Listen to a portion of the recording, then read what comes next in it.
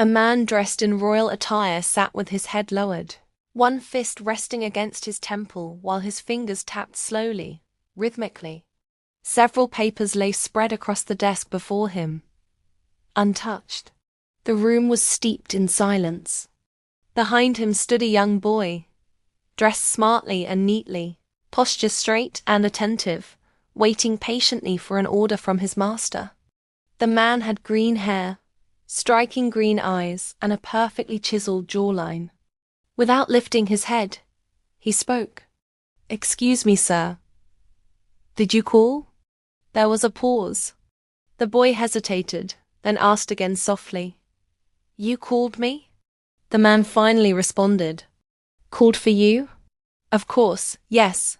The man seated at the desk was Duke Ruggleset Empire, Klaus de Balthazar. At once the servant stepped forward. At the same moment, the Duke rose from his chair and turned to face him. The room was so silent that the sound of their footsteps echoed clearly. Suddenly, without warning, the Duke pushed the young boy back against the wall. His hand slammed beside the boy's head, pinning him there. Their faces were dangerously close, the Duke's presence overwhelming and threatening. The young boy dropped his head in fear. "I'm curious about something," the Duke said coldly. Still staring at the floor, the young servant replied nervously, "Pardon me, Your Grace. Curious about what?" Instead of answering, the Duke leaned closer and began to sniff him. The action confused the boy. Then the Duke whispered sharply into his ear, anger thick in his voice. "Didn't I tell you not to wear that shitty perfume?" He stepped back slightly and said firmly, "Answer me." "I don't wear any perfume, Your Grace," the boy replied fearfully. That response only made the Duke angrier. "So all of you dare to defy me," he snapped, his voice filled with fury, "when I have already allowed you to repay your debt by serving me." He shouted the name with authority. Antonio de Hissink. Hearing his own name sent a wave of fear through the young servant. "I told you," the Duke continued, his voice low and dangerous. "I am a master at finding hidden things. I will discover your secrets." Antonio's heart pounded violently. Did he really discover that I am actually a woman? She thought to herself. Her eyes shifted sideways unconsciously. "Stop trying to avert my gaze," the Duke ordered. He struck his hand against the wall again, trapping her once more. "You are only making me want to dig even deeper." Curiosity and anger mingled across the Duke's face. A few strands of his green hair fell onto his forehead, and even in his rage, he looked dangerously charming. Antonio, who was, in truth, a girl disguised as a boy, felt her thoughts spiral. Is he bisexual, she wondered. I disguised myself to avoid exactly this kind of situation. Lost in her thoughts and fear, she failed to notice one thing. The Duke had not looked away even once. His eyes were fixed on her, sharp and unyielding, as though he were already peeling away the layers of her disguise. 2 to 3 months earlier, a glass bottle shattered on the floor, the sharp sound echoing through the dimly lit room. A young woman with long green hair and green eyes startled violently. She was dressed in a beautiful blue gown, clearly a nightgown, her expression frozen in shock. Standing across from her was a man wearing a white shirt and brown trousers clothes, commonly worn by royals and nobles of the house. He shouted at her, "Why is the rum gone? Rosalia! Rosalia!" Rosalia de Hessink stood silently, staring at him in her blue nightgown. The boy shouted again, his voice slurred with anger, "Get me more booze." Rosalia looked confused, as if she were already exhausted by this endless drama. She was the adopted daughter of the House of Baron Hessink, Rosalia de Hessink, and the boy before her was the biological son of Baron Hessink, the heir to the house. He began shouting at her again. "What is it now? Did you already run out of money? I know father left you a lot. Where did it all go?" Inside her mind, Rosalia panicked. No, no.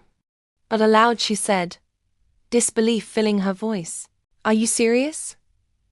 You squandered it all? He laughed bitterly and shouted again. Well then, go find me something we can sell. Rosalia felt not only disappointed but deeply sad. She turned away and began walking, her thoughts racing. Our family has declined ever since Father Baron Hessing collapsed. Or died, she thought.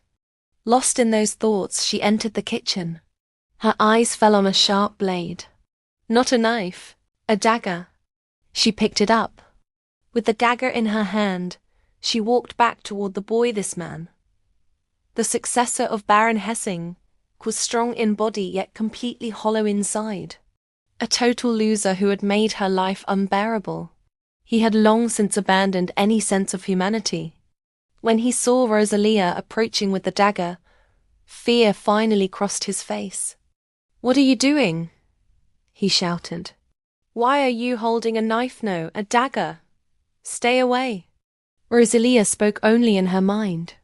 It's about time I get rid of him. She raised the dagger as if she were about to strike. The boy screamed, sweat pouring down his face as he stumbled backward, terrified. Stop!